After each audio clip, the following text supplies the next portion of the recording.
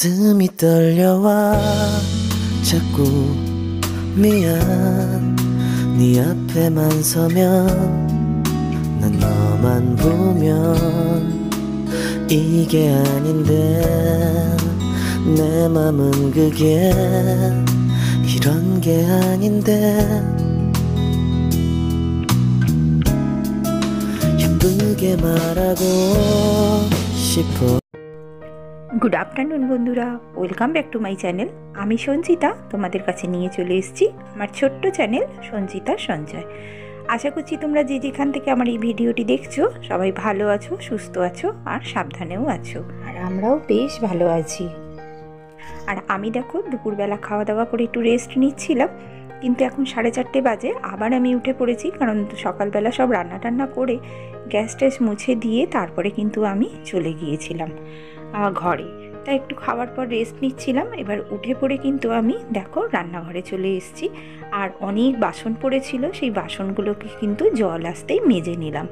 আর মেজে নিয়ে সব এক এক করে কিন্তু আমি উপর দিয়ে দিচ্ছি, কারণ এই এতগুলো বাসন এগুলো মাজতে কিন্তু আমার অনেকটা টাইম লেগেছে।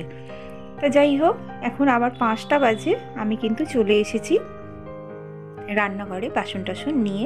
এবার উপর দিয়ে দেবো। উপর দেওয়ার পর আমার বিকালের কিন্তু আজকে রান্না কিছু হয়নি, তাই জন্য আমার আর শুয়ে থাকা হলো না মেয়েতে বিছানায়। তা উঠতে ইচ্ছা করছিল না, যেহেতু এখন ছোটোবেলা, তা এই জন্য খুবই অস্বস্তি হচ্ছিল। লেপের ভেতর থেকে বেরোতে ভালোই লাগছিল না একদম, সরি লেপ বলছি, কম্বলের ভেতর থেকে। আর এই দেখো আমি অনেকগুলো কিন্তু কড়াইশুঁটি ছাড়িয়ে নিয়েছি। কড়াইশুঁটিগুলো দিয়ে কিন্তু আজকে তরকারি করব। তার সমস্ত জোগাড়ই মোটামুটি করে রেখে দিয়েছি, কিন্তু এই কড়াইশুঁটিটা ছাড়ানো ছিল না, তাই জন্য এখন ছাড়িয়ে নিলাম কড়াইশুঁটিটা। তা আমার আদা বাটা ছিল না, তাই জন্য আমি আদাটাও বেটে নিলাম। আর এখন তো জানো তো এত ঠান্ডা লাগছে যে কি বলবো। এই যে ময়দাটাও মেখে নিচ্ছি, বিকেলবেলা একটা জিনিস রান্না করব, তার জন্য কিন্তু আমি এই ময়দাটা মেখে রেখে দিচ্ছি। সকালবেলা অনেক কাজ করি, কিন্তু সন্ধ্যের জন্য অনেক কাজ থাকে যেন। তা আমাদের তো আর শুয়ে শুয়ে রেস্ট নিলে হবে না, তাই বাকি কাজগুলোও আমাদের করে নিতে হবে। আর এই আদাটা বেটেই কিন্তু আমি বিকালের তরকারিটা বসিয়ে দিয়েছি। আজকে বিকালে একটুখানি মটর কিমা করব যেন, ওই কড়াইশুঁটি। আমার বাবা না এই মটর কিমাটা করতো, সেটা কিন্তু খাসির মাংসর কিমা দিয়ে করতো। তোমরা তো জানোই, আমি বলেছি আমার বাবা কিন্তু খুব ভালো রান্না করতো যেন। আমার বাবার কাছ থেকেই এগুলো শেখা। আর এই আমার বাবা এত কিছু রকমের ভ্যারাইটিস খাবার রান্না করতো বলেই তাই জন্য কিন্তু আমাদের এই রান্নার ন্যাকটা আছে যেন। আর আমাদের পরের জেনারেশনকে তাই জন্য আমরা নানান রকম রান্না করেও কিন্তু খাওয়াতে পারি, কারণ রান্নাটা হচ্ছে যেন তো পুরো জেনেটিক। কারণ আমার বাবা যেহেতু রান্না ভালো করতেন, বাবার মতো অত ভালো আমরা পারি না, কিন্তু সেটা রান্না করার চেষ্টা আমরা করি। কারণ আমাদের বাড়ির কিন্তু আমরা যে মেয়েরা আছি বা আমার দাদা আছে, সেও কিন্তু খুব ভালো রান্না করে। কারণ এই রান্নাটা কেন যেন আমাদের একটা জেনেটিক ব্যাপার। কারণ আমরা ভ্যারাইটিস রান্না এই জন্যই করি যে আমাদের পরের জেনারেশনকে আমরা খাওয়াতে পারবো। আর এটা হয়তো অনেকটাই বাবার জন্য পাওয়া, যে বাবা আমাদের খাইয়ে গেছেন বলেই কিন্তু আমরা পরের জেনারেশনকে খাওয়াতে পারছি। তো দেখো আমার মটর কিমাটা কিন্তু খুব সুন্দর করে কষা হয়ে গেছে মটর দিয়ে। আর এই যে জল দিয়ে দিলাম। আর এখনের জানো তো এই যে ছোট ছোট আলু, এই ছোট ছোট আলুগুলো আমি দিলাম। আমার বাবা কিন্তু দিতেন বড় বড় করে। আমরা প্রত্যেকেই জানো বাবার মতো অত ভালো পারি না, কিন্তু করার চেষ্টা করি, এই আর কি। তা যাই হোক, এই দেখো আজকে রাত্রিরে কিন্তু আমি মেথির পরোটা করেছি। তা মেথি শাকের পরোটা তোমাদের আগের দিন আমি দেখিয়েছিলাম কিভাবে করি, তাই জন্য আজকে আর তোমাদেরকে কিন্তু আমি সেটা দেখালাম না। আর এই দেখো সন্ধেবেলা আমার মেয়ে পড়তে চলে গিয়েছিল, আর এখন এসেছে। মেয়ে আর আমি দুজনে মিলে কিন্তু একটু কফি আর দুটো মেথির পরোটা কিন্তু আমরা সেঁকে নিয়েছি। এইটা দিয়ে কিন্তু আমরা টিফিনটা সারবো। সন্ধেবেলা না সন্ধে টন্ধে দেওয়ার পর এই শাকটা দিয়ে আমি পরোটা দুটো সেঁকে নিয়েছিলাম, আর সেইটাই কিন্তু এখন টিফিন খেয়ে নিচ্ছি। এবার টিফিন খেয়ে কিন্তু রাতের রান্নাটাই আমি যেহেতু হয়ে গেছে, সকাল সকাল করে নিয়েছি। এবার রাত্রে সন্ধেবেলার কিন্তু অনেক কাজ থাকে জানো। আমরা মনে করি যে সকালটা যদি একটু রেস্ট পেয়েছি তো ঠিক আছে, চলো বিকেলবেলা কিন্তু আবার আমাদের কাজ এসে পড়ে, কারণ আমার কিন্তু অনেক কাজ সকালের বাকি ছিল। তো এই দেখো ওর বাবা সব বিস্কুট এনে দিয়েছে, অনেক কিছু এনে দিয়েছে, সেগুলো কিন্তু আমার সকাল থেকে ঢালা হয়নি জানো। তাই জন্য আমি এক এক করে সব ঢেলে নিচ্ছি। আর কি বলো তো, যতক্ষণ মেয়ে ছিল না একটু রেস্ট নিয়েছি, রেস্ট নেবার পর আর ভালো লাগছিল না জানো, যে পাশে একজন কেউ থাকলে শুয়ে তা সেটা মানে একটা ল্যাথার্জি লাগে। কিন্তু যেহেতু মেয়ে ছিল না, ভাবলাম না উঠেই পড়ি, উঠে পড়ে তাহলে বা কাজগুলো করেই নিই। তাই জন্য উঠে পড়ে এই রাত্রের রান্নাটা কিন্তু আমি সেরে নিয়েছি। দেখো সেরে নিলাম বলে হয়েও গেল আমার তাড়াতাড়ি করে। বাড়িতে আজকেও কেউ নেই, আর আমি কিন্তু একাই ছিলাম জানো। কারণ জানো তো, এক এক সময় আমাদের একা থাকতে খুবই অসুবিধা হয়, বা মনে মনে আমরাও দুঃখ পাই যে একা আছি বাড়িতে, কেউ কথা বলার নেই, কেউ নেই। কিন্তু জানো তো, সত্যি কথা বলতে গেলে কি, আমরা প্রত্যেকেই একা।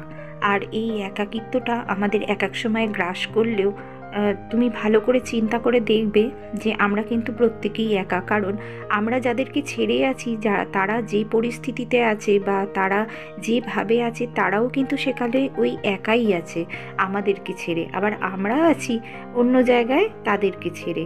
তা আমরা তো বিপরীত দিকে প্রত্যেকেই কিন্তু একা। নিজেরটা নিজে চিন্তা করলেই দেখবে যে আমি যেরকম একা আছি, সেও কিন্তু একাই আছে। আর আমি যে কষ্টটা পাচ্ছি, সেও কিন্তু সে ঠিক সেই রকমই কষ্টটা পাচ্ছে আমাকে ছেড়ে থাকতে। তো যাই হোক, আমি ধরো এক আধ দিন বাড়ি থেকে কোথাও গেলাম, আমার মেয়ে আমাকে কতবার ফোন করে যে মা তুমি কখন আসছো, মা তুমি কখন আসবে। তার মানে কি, ও কিন্তু এই একাকিত্বটা ফিল করে। আর আমি যখন, ও যখন পড়তে যায় বা কলেজ যায়, আমি যখন বাড়িতে একা থাকি, তখন কিন্তু আমিও সেই একাকিত্বটা ফিল করি। তাহলে কি হলো বলো তো, আমরা যে যার পরিস্থিতিতে কিন্তু একাই আছি। পরিস্থিতিটাকে আমাদের খালি দেখতে হবে যে আমরা কে কোন পরিস্থিতিতে একা হয়ে আছি। তো যাই হোক, হ্যাঁ, এটা ঠিকই যে একটা পরিবার ছাড়া বা পরিজনদের ছাড়া আমরা থাকতে পারি না। যাদের অনেক দিনের জন্য ছেড়ে থাকতে হয় বা কিছু, তাদের কষ্টটা অনেকটাই বেশি, এটাও ঠিক। কিন্তু কি জানো তো, পরিস্থিতির সঙ্গে সঙ্গে যত তাড়াতাড়ি আমরা বাস্তবটাকে মেনে নিতে পারবো, ততটাই কিন্তু আমাদের দুঃখ কষ্ট দূর হবে। তো জানো তো, আমার এইটা এক সময় মনে হয়, কারণ যেহেতু আমি ঠাকুরের অনেক বই পড়ি বা স্বামীজির মায়ের অনেক বই পড়ি, তা তোমরা বন্ধুরা যারা এরম কষ্ট পাচ্ছ, তোমাদেরকে বলছি তোমরা ভালো ভালো বই পড়ো বা ঠাকুরের বই পড়ো, যাকে মানো তার বই পড়ো। পড়লে দেখবে মনটা কিন্তু অনেকটা শান্তি হয়, আর অনেকটা কিন্তু মনের মানে কি বলবো, এই যে দুঃখগুলো সব কিন্তু দূরে চলে যায়। আর সব থেকে বড় কথা কি জানো তো, যখন তোমার একাকিত্ব বোধ হবে, তখন কিন্তু তুমি ওই ঠাকুরের সামনে বসে ঠাকুরের সঙ্গে কথা বলবে, বা তুমি যাকে মানো তার সঙ্গে কথা বলবে, গোপালকে মানলে গোপালের সঙ্গে কথা বলবে, যেন মনে করবে তোমার সামনে কেউ বসে আছে বা তোমার কাছে কেউ আছে। সেই ফিল করে তুমি যদি তার সঙ্গে কথা বলো, দেখবে মনে হবে তোমার পাশে পাশে কেউ আছে। তোমার একদমই নিজেকে একা মনে হবে না। তুমি তার সঙ্গে সর্বক্ষণ কথা শেয়ার করো। যেরকম ধরো আমাদের পাশে আমাদের ছেলে মেয়েরা থাকলো বা হাজব্যান্ড থাকলো, তার সঙ্গে আমরা যেভাবে কথা বলি, প্রত্যেকটা মুহূর্তে প্রত্যেকটা সময় তোমার যদি একাকিত্ব বোধ হয়, তাহলে কিন্তু তুমি সেই ভগবানের সঙ্গে কথা বলো। ভগবানের সঙ্গে কথা বললে দেখবে তোমার মনে সেই একাকিত্ব বোধটা চলে যাবে। অবশ্যই তোমাকে সেটা ফিল করতে হবে যে ভগবান আমার কাছে কাছেই আছে এবং ভগবান আমার সঙ্গে আছে, আমার কথাগুলো শুনছে সে।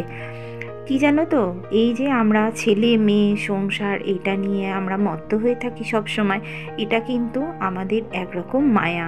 আর এই মায়া থেকে যদি তুমি বেরোতে না পারো, তাহলে কিন্তু ভগবানকেও সাধনা করতে পারবে না। কারণ ভগবান এর থেকে অনেক দূরে, সব ফেলে আমাদের চলে যেতে হবে। একমাত্র যাবে কিন্তু আমাদের সঙ্গে ঈশ্বরের নাম আর ভগবানের কৃপা, এছাড়া কিন্তু আর কিছুই থাকবে না।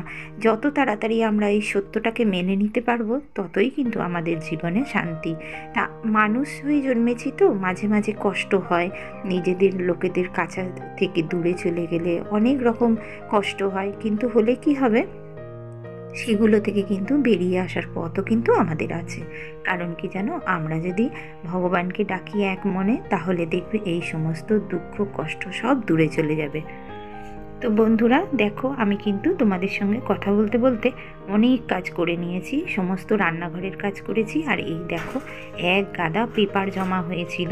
এই পেপারগুলো কবে থেকে আমাকে বলছে জানো তো, যে ব্যাগে ভরে দিও, আমি বিক্রি করে দিয়ে আসবো। তাই জন্য আমি এখন সময়টা পেলাম সন্ধেবেলা, তাই জন্য এগুলোকে সব দেখো বস্তাবন্দি করে রেখে দিয়েছি নিয়ে যাবার জন্য। আর এই রাত্রিবেলা চলে এসেছি, এইবার আমাদের রাত্রের কিন্তু পরোটাগুলো করে নিচ্ছি এক এক করে।